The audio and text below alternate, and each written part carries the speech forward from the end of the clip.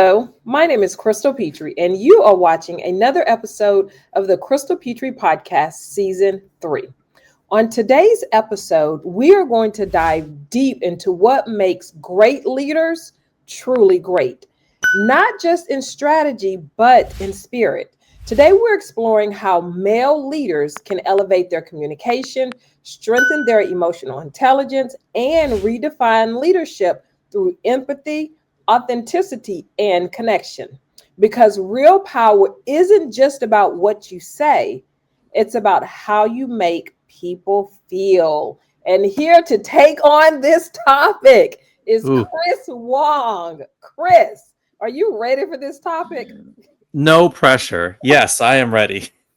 No pressure at all. You're just speaking for all men. You're just speaking for all men. Oh my goodness. This is a topic that needs to be like um driven into, dived into. I don't know if a lot of people do it. This is my first time doing it on my podcast. So I'm so glad that you're here to do it, Chris. Where in the world are you? I'm right outside Boston, a little bit south. I'm in Weymouth, Massachusetts.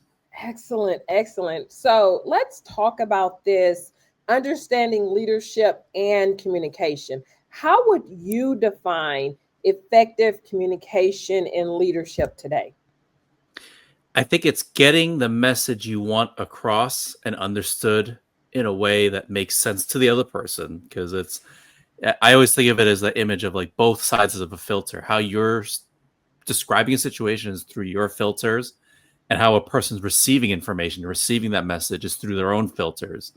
And so it's how do you get the clearest way possible so that the other person understands exactly what's going on, what you need them to do, and what's happening. Because I know, Chris, whenever with communication, how you give it and how another person hears it or receives it can be completely different. And that's where a lot of the arguments come in, the breakdown, the frustration that Yep. comes into play. Yep. Exactly. It's because we all have our own different filters, and even if we're from the exact same family or it's like exact gender, race, community, our families are going to be different. Our life experiences are different. Our jobs, our education. So we were always looking at every situation differently. Why do you think communication often makes or breaks a leader's credibility? It's because it's whether people can trust you or not. Do I find that you are on my side? Do I feel seen? Do I feel heard? Do I feel understood? And are you providing that consistency for me as a person that's doing the work? I want to do the work. I want to do the best job I can. I'm going to go into life just assuming everyone's doing the best they can every day. That's my philosophy. And so if the other person wants to do their best, how I communicate with you will either enable that and make that better, or I will destroy that trust and credibility if I show up different one way than the next. If you come to me with a real issue or concern and I just snap at you, you're going to always think twice. Do I want to bring this to Chris again? Do I want to talk to him? Or do I just want to keep it and figure out the best I can? And maybe I don't even know what the problem is. And so I'll just do the wrong thing over and over again. And a lot of times, Chris, when like the leadership does snap, like 95% of the time, it's not even about you. It's about some internal struggle or thing that they're Yep. dealing with, and they take it out on you, which is very, very unfortunate. Yeah, exactly. In your experience, what communication habits separate the average male leaders from the exceptional male leaders? I think the male leaders, the leaders who are willing to listen and not just talk and tell you what to do, but willing to listen and take the time to slow down communication.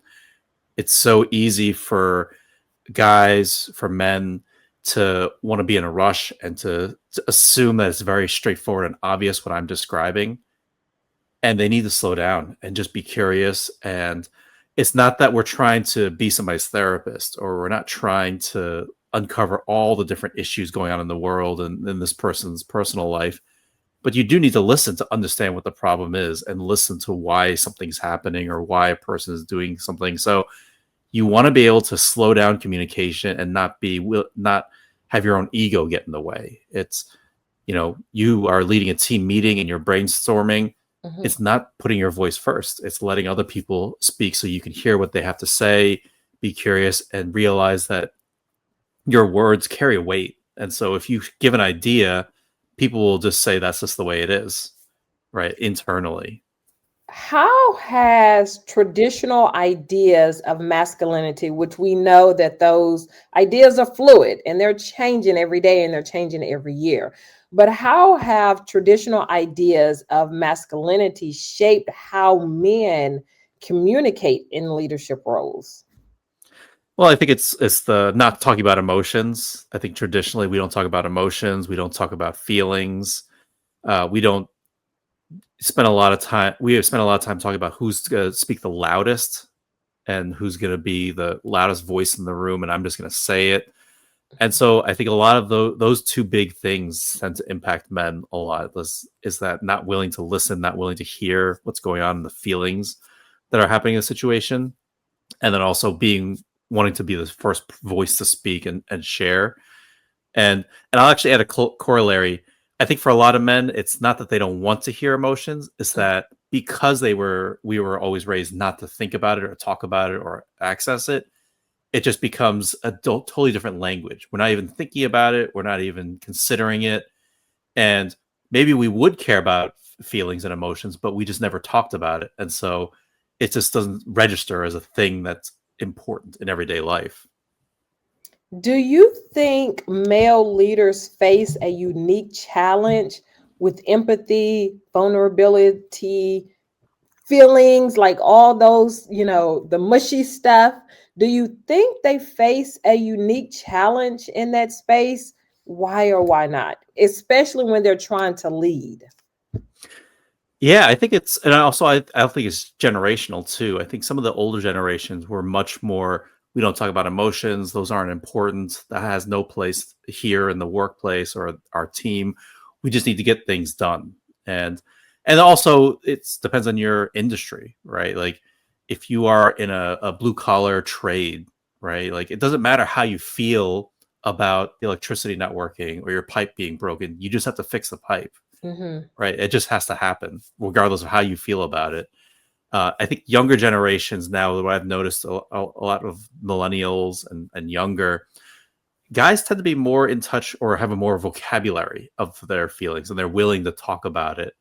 And so I think that's the conflict is, or the tension is, how do you balance those two? And not everything needs to have a long drawn out discussion about feelings and emotions, and how do you also balance it so that you access it the right way, or notice when somebody does need to access it in a certain way. So I think there's a generational thing between men as well that's happening.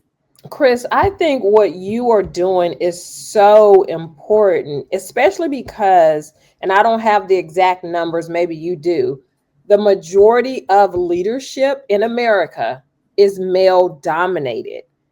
So if anyone needs to learn how to lead and how to communicate through leadership and how to show empathy and be vulnerable through leadership, it is definitely men because they are leading the pack in that.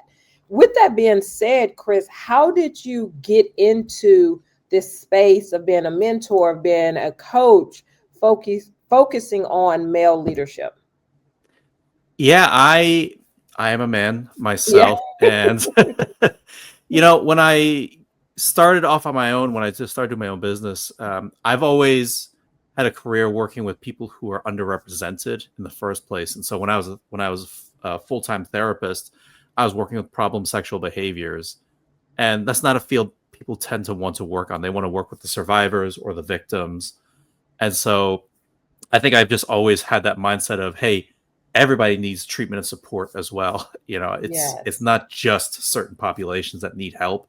Yes. And so I think when I started on my own, I thought, well, my skill set is helping people who are underrepresented and need that support, need that help.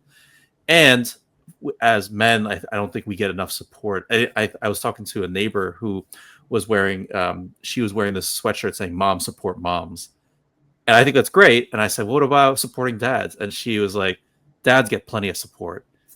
And I was like, I don't know. In my mind, I was like, I don't know about that. I don't know if we get a ton of support. I agree with you. I don't think dads get a ton of support, not like the moms do or women do.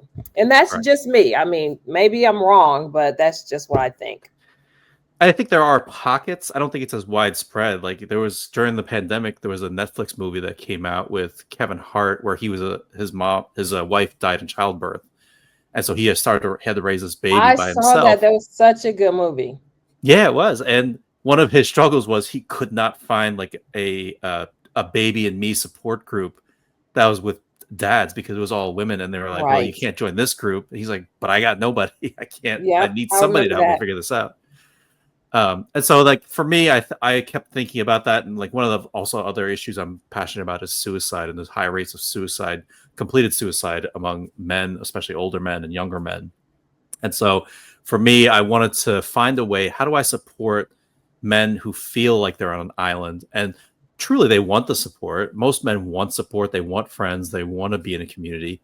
They just don't know how to, they don't know how to put themselves out there, they don't know how to admit that they're vulnerable in some capacity. And so that's what I try to do the best I can. I'm only one person, but I know that there's plenty of other people doing good work. So the more I can uplift those groups and those people, I think that's it better. Chris, as a therapist, as a coach, as a mentor, you have a lot of experience with this. How do you define emotional intelligence when it comes to leadership? I think it's just being aware of our own emotions and triggers and how Mhm. they impact everyday life, and then just being aware of other people's emotions and triggers so that you can help everybody be even keeled and kind of manage and get through the day because life is hard. So how do we Yes. help each other get through it? Do you think, and of course, our podcast is focused on male leadership, male support. That's what we're talking about on this podcast. Not saying that, the women don't need the leadership and the support, but I am definitely stating that men need the support. They need the leadership. What is the difference for men between emotional leadership and emotional intelligence and intellectual intelligence?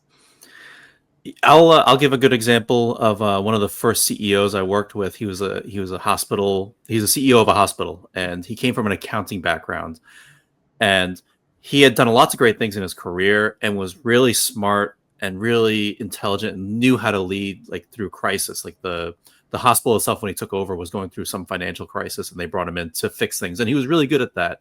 Was able to turn things around, was able to fix a lot of the process issues. And one of the things he came to me originally as we were talking, one of the issues he had was his wife was always struggling with him because she would always try to bring up some issue and he had no idea what to say. He just literally was at a loss for words when she was trying to bring up some difficult topic.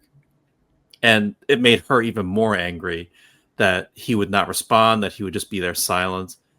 And he would just be like, I just, it's not that I don't want to respond. I would love to tell her something. I just don't know what to say in this situation. And the more we worked through kind of him and through his leadership and all that stuff, he was noticing it show up in lots of other times too, where he would overcompensate and be quick to speak when he didn't know what to say in a situation, and he would just blurt out something. And so it ended up stifling a lot of the people he worked with, especially a lot of the female staff. And as we were talking, he was realizing, oh, I'm not letting a lot of my staff and a lot of my coworkers talk when they need to. And a lot of them have good ideas, and I'm stifling their creativity. And so it was really, he was recognizing this is how I need to start engaging some of my other staff. Not, it came out of just this conversation about his wife, but it bleeds into how we treat other people around us and not being aware of that trigger of I don't know what to say, so I'm just going to overcompensate. Mhm. That was having a negative impact on the rest of his staff and the morale too. That's an excellent example in leading to my next question, Chris. Obviously, from your example, emotional intelligence can be taught. it can be learned. But also, is it something that we are naturally born with and maybe we suppress it, or perhaps we don't use it, so we lose it? I think it's one of those. It's always this debate of nature versus nurture, as how much Right. is ingrained in us. Um, I don't really know how much is ingrained in us. I know Mhm. that we just have to learn a lot of it, right? And there's so many nuances of how people feel, and in the therapy world, there's like different worksheets of like hundreds and hundreds of emotions, and I don't even use that because that's too overwhelming for somebody that's having Yeah. trouble with it, A right? hundred emotions, my goodness. There's lots of different ways you can describe how you're feeling. At the end of the day, there's a lot of basic core emotions people are feeling: anxious, nervous, worried, angry, sad, happy. Hmm. You can boil it down to a lot of that. And yeah, it does take practice to know it, but knowing that can really help you figure out what am I doing in this situation, and how am I compensating, overcompensating, or shrinking away from a conversation that needs to happen, versus leaning into these hard conversations and all these other things. But you can be certainly taught, and you can certainly lose it if you don't practice it over a long time. But it certainly can be taught, and you can certainly get better at it, like many skills. Many men, Chris, were raised to lead without showing emotion. How can leaders, male leaders, unlearn that mindset? What are maybe some habits or some things that they can start doing? I actually think that depends on your what your role is and what your industry is. I'm a Penn State fan, and we just fired our head coach James Franklin. James Franklin. I felt like I love sports. I feel like that came out of nowhere, Chris, but continue. It's not out of nowhere, but it's disappointing. I like the guy. I thought he was great. One of Yes, his hallmarks, though, was as a head coach on the sideline, he was always even keeled. he was. He And was. there was some criticism, like, why isn't he fired up? Why isn't he like more about it? Some people thought he didn't care about the situation. And his philosophy was he actually addressed it one time, was he needs to help the rest of his team feel calm and in control. He doesn't want his team to feel out of control. Like, if the things are going bad, he doesn't want them to spiral out of control. Yes. Likewise, if they're overconfident, he doesn't want them to feel overconfident. He wants them to be, hey, we still have a job to do. We're still in this situation. The game's not over yet. And so, and there's also, as you know, you love sports, there's plenty of coaches that thrive on like showing intense emotion, and it works for Mhm. their team in whatever way. At the end of the day, it's one of those things that's, you want to be intentional. You want to respond, not react to things. And so it doesn't matter really how much you are showing or not showing. It's really about, are you intentionally doing it? And so if you're even keeled, that's okay, as long as you're intentionally doing it. You're doing it in an environment where things can get out of control very fast. If there's a lot of chaos, if there's a lot of turbulence, yeah, that even keeled can work if you're intentional about it and you're talking about it and you're describing why you're doing it. Likewise, that intense emotion can also be really helpful to fire people up and to motivate people if you're intentional about it. What people can tell, and they'll always be able to tell, is whether you're intentionally doing something or whether you're just reacting. And like our example earlier, whether you're just flying off the handle and reacting because you came to me with a problem, people can tell that's an innate reaction. That's difficult. And I realize I don't want to bring that up because I don't know what's going to cause that again in the future, right? As What do opposed to you if you're just fired up on purpose and you're emotional because you care about a topic, that's intentional, and that can be felt by everybody. what do you think, Chris, that work environments should be doing to create an environment where men feel safe showing empathy, showing emotion, being vulnerable? I think it's not othering other people for whatever reason. And I noticed this a lot when I was doing a lot of diversity trainings. And I noticed that people that were, and we were at a nonprofit, so it was like very social justice oriented. It was Mhm. about how do we allow people to be who they are, which I'm all for. And I was noticing that the people that were the loudest voices for that would also be super loud against people that voiced any opinion other than that. And like, we don't want people to be, discriminatory or harassing people, right? And however, if you don't allow any forum for open exchange of ideas, then that person will just never open up and Right. never be willing to be engaged in the conversation at all. And so it's that kind of attitude just shuts down conversations. So if we continue to treat men as, good or bad, right? If we treat them as, you're a bad person because you don't care about emotions, or you're a man, or you're part of this group that, what was that? What was that? What was that movement? That sexual harassment movement? Oh, Me Too. Me Too. Yeah, yeah, yeah. And yes, there was like a movement of like, there was like a large trend of like being like how men are at the center of this and how they're a problem, and toxic masculinity and all that stuff, which I agree with also. And there was a counter movement of guys like not all men, and trying to like say, not, but I'm not like that. You can't blame me. But that takes away the focus of the entire conversation of like, what are these structures are in place that are creating this and allowing men like this to thrive. And so Right. the more we try to other people or denigrate somebody for not having the same opinion or the same feelings as us, that's just going to create more shutdown. And so how do we create more spaces where men can not safely share any opinion in the world, but how can they start expressing these emotions and start thinking about how do we talk through it out loud together? And I saw, speaking of the Me Too movement, so many men who voiced their thoughts on the subject that I considered positive, Mhm. and a different way to look at the situation, were immediately shut down, were Mhm. immediately othered, were immediately canceled, which is, a word that people are using. Like, they were just bashed for how they thought, how they felt, and were really not allowed to express how they thought and how they felt in the end. Yeah. And so you see a lot of now, whenever I see on public social media or posts or things like that, there's always a lot of preface. Everybody that's putting any kind of opinion, a lot of people put a lot of preface, like, hey, listen, I just want to be clear. I respect Yes. all women. I think all women's voices are Yes. true. I was raised by women. I love Yes. women. Here's my thoughts. Like, Yes. everybody feels like they have to say all these preface things to prove like, hey, I'm not against you. I'm on your side. I promise. I totally Mhm. promise I'm on your side. And I just sometimes want to add even some that nuance. doesn't work. Yeah, Like, it still yeah, doesn't work, right? yeah, sometimes that doesn't work. That does not work.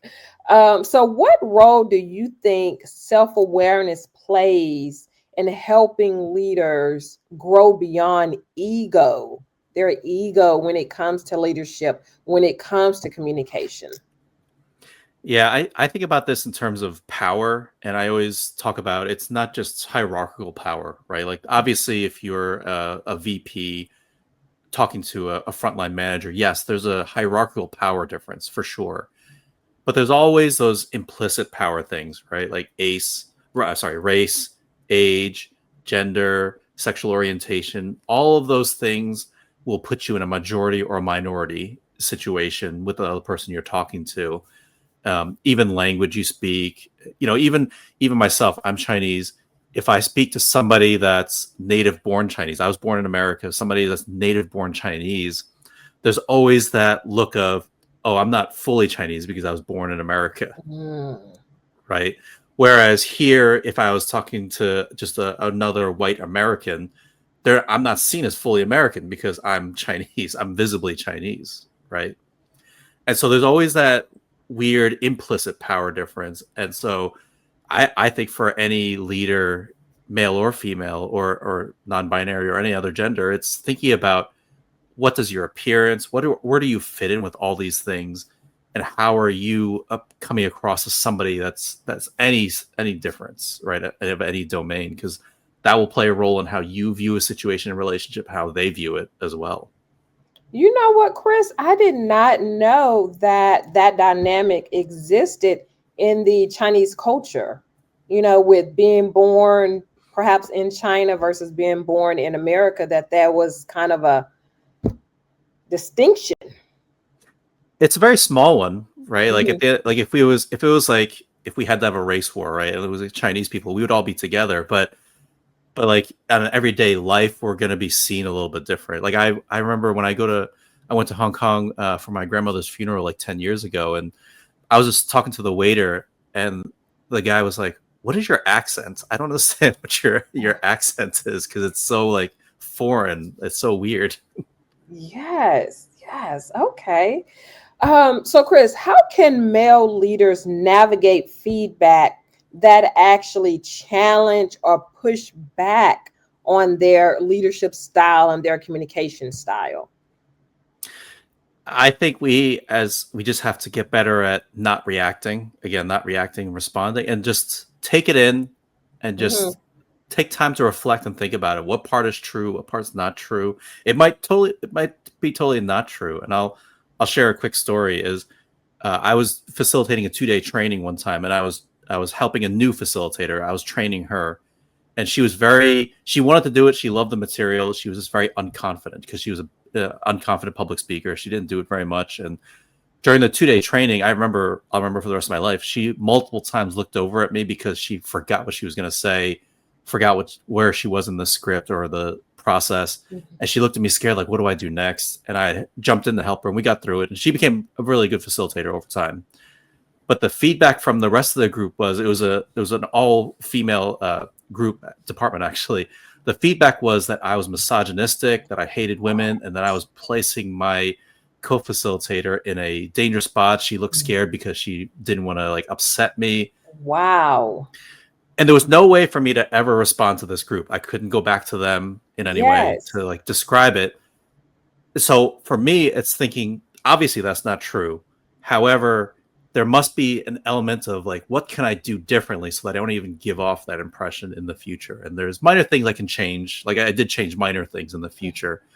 Um, but so even if it's not true, you got to think about how can I grow from this, right? Because if you did everything, it's possible to do everything right and still lose and still get bad feedback. Hmm.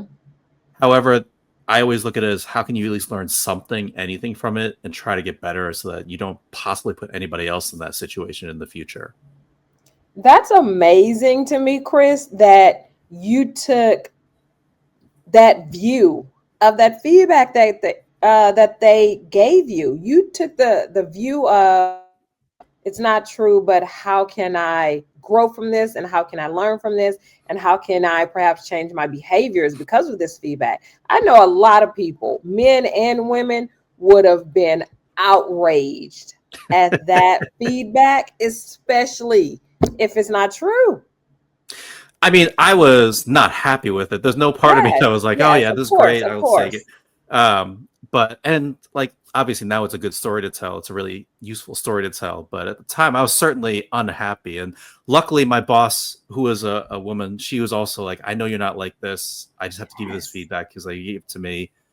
So she knew like enough about me, and the other facilitator be like, she was on my side and understood like, "Hey, I know why this came across like this." Yes, yes. What are three communication habits that every male leader can start working on, can start learning today? Take pausing before you talk, learning to pause before you talk, so you allow other people to share other people's voices. That's number one. I would say number two, asking another question. I think a lot of male leaders, even well-intentioned ones, try to ask questions to be more curious and be more thoughtful and inclusive. I would say when you're ready to share an idea, ask one more question. Because I think that we still input our ideas way too often or Mm-hmm. try to turn the conversation. So some like you come to me and you're upset about something. You know, I do my best to listen to you and I'm caring. And then I'm about to tell you something to try to change your mind or to put a positive spin on it. I would say just ask one more question in that situation. I Just love keep that. asking one more question. Um, And third, I think just realize that everybody is trying their best. I think I am. That's my personal philosophy. I think everybody's just doing the best they can. They're trying their best, and so just going with the attitude, everybody's just trying their best. Nobody's messing up because they're an idiot or they're stupid or they don't care or they don't want to try, or whatever other stereotype or bias you might have against that person. Just assume they're doing the best they can, and so if they are doing the best they can, and this is the best they can, how can you help them do better? How can mentorship and coaching help male leaders in developing emotional intelligence, in developing positive communication styles? And I'm asking that question because I'm going back to earlier in the conversation when we were talking about the movie that Kevin Hart was in. And, he was the single father because his wife had passed away and he had no mentorship. He had no help. He had no coaching on, how to raise this baby girl he had. Yeah, I think it's a great way to create a space where a male leader can actually share and be open and honest. And I think everybody has a different coaching style or mentoring style. I'm just good at asking questions and really listening and helping you look at a different way through the questions I ask. And so for me, the way I approach it is I'm not here to tell you what to do differently. I can help you think for yourself. And so it provides a space, I think, for mentoring and coaching. It provides a space where you can really open up, be honest, and have somebody challenge those thoughts in a way. And that they care about you, that they're there to support you, and they're not trying to tear you down. They want to see you do better. And so I think that's such an important space to be in.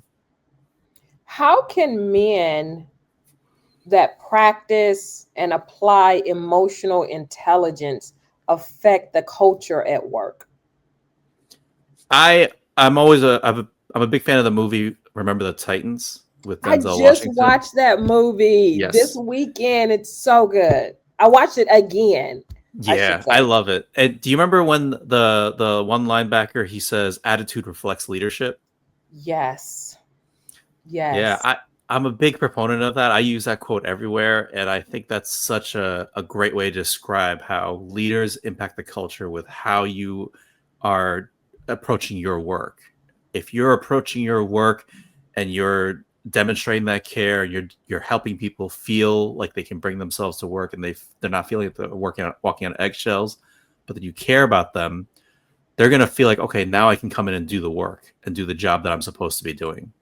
And that's helpful, right? And by you leaning into the hard conversations, doing the performance conversations, addressing the people who are toxic to your culture and turning those things around, those are really the things that build credibility, build that culture, build that trust in the long run. And so I think that's the key, is how can male leaders access more of that so they can build the culture they want to have. When male leaders, again, apply the emotional intelligence, they apply the pause, which I think is such a great idea. How does that affect recruitment and retention at the workplace? It's really about, well, here's the weird thing. If you retain more people, you don't need to recruit as many people. So it's actually a weird paradox. Yes. Yes. But also, for any workplace, your best salespeople to work there are the employees that already work there, right? Or the former employees, right? If you talk to a former employee, if I come to you and say, hey, Crystal, I was thinking of working at Verizon. I know you worked there before. What do you think? Oh, it's a stupid place. It's such a grind. They will just push you. I'm going to be like, all right, well, I don't feel as great about that. Whereas if you said, oh, that's great. The culture is great. They put a lot of money into helping you develop. They have a lot of programs to help you grow, and all the teams are really supportive. I'm going to feel more confident about joining there. And so the more you can retain and recruit and keep the people and keep them happy and keep them feeling like this is a good place to work, I feel valued here, that's your best advertisement for other people that want to work there. Or even if they're not looking for a job, like, hey, you should come work with me. I'd love for you to come work with me here because this place is great. We got a great team. You know what? I was speaking with someone, I want to say maybe a week or two ago, Chris, and they were saying one of the telltale signs that you are emotionally intelligent, you're vulnerable when you need to be, all the great things as a leader, is when people within that same company start saying, "Hey, do you have an opening in your position, in your Mm. department?" Like Mm. other people within the company want to start coming to work for you in your department. Yeah. Yeah. Yeah. I think that, yeah, I think that's high praise when people want to Mhm. work with you for sure. Yes, yes. What do you think are some common mistakes, maybe one or two that you can give us, Chris, that you've seen male leaders make repeatedly, and how can they fix that? The first one is taking somebody else's idea as your own. Yes. And I think a lot of people actually don't even try to do it on purpose. We just had somebody on our podcast who it happened to him, so he hated it. He was like, I'm never going to steal other people's ideas when I become a leader. And when he was a leader, he did it by accident. He heard one of his employees share an idea, and then later he just kind of talked about it because he was just processing it like, oh, I think this is a good idea. And it got misattributed to him by accident. And he felt really bad about it. He went back to his employee and apologized, like, hey, I apologize. I didn't mean to do that.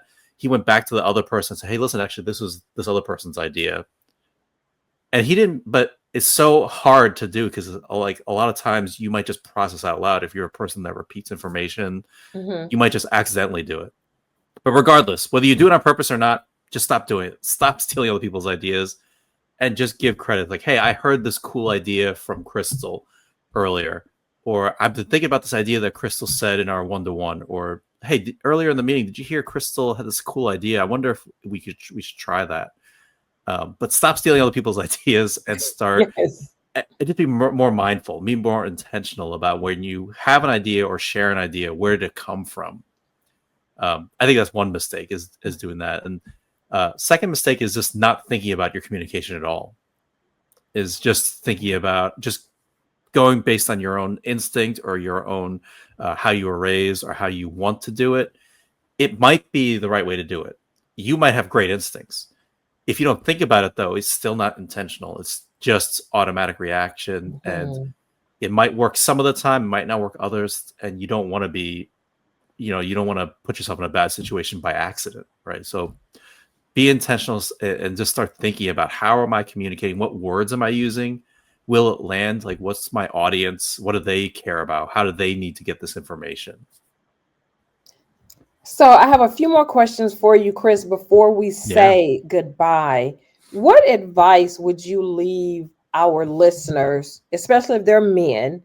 And then also, if you have women that could possibly help the men in their life in this area, what advice, what call to action would you leave them with when it comes to male leadership and understanding emotional intelligence, understanding communication styles? I mean, I think that's just it, is realizing that everybody communicates differently. Mhm. And that's not a bad thing that other people communicate differently. It just is, right? It just is how they do. Like, some people are right-handed, some people are left-handed. Mhm. It just is. It doesn't mean it's good or bad. And so recognizing that some people do want to talk more about something. They want to talk through all the stuff that's going on. Some people know they just want to get to the bottom line. Just tell me what I need to do and just let me do it. And that's okay. And it's just being aware that there's those differences, and it doesn't mean you have to delve into lots of emotions or feelings or be vulnerable about every single thing in your life. It is just being recognizing that other people care about different things in communication and their needs and what is their style. And it's just like public speaking. Understanding your audience will make you the most successful. And so just care about what do other people need in their communication needs and wants. So, Chris, you were a therapist and then, well, still a therapist, but you moved into the world of mentoring and coaching, specifically male leaders and males who perhaps want to get into the space of leadership, what is your intention in this space? I just want to have the biggest impact I can. I just want to be able to help as many people as I can. And I know I can only do it, as a therapist, I can only do it one person at a time. But I know if I can help leaders be better, I can help large groups of people. I can help other people make an impact and do the work they want to do and feel fulfilled.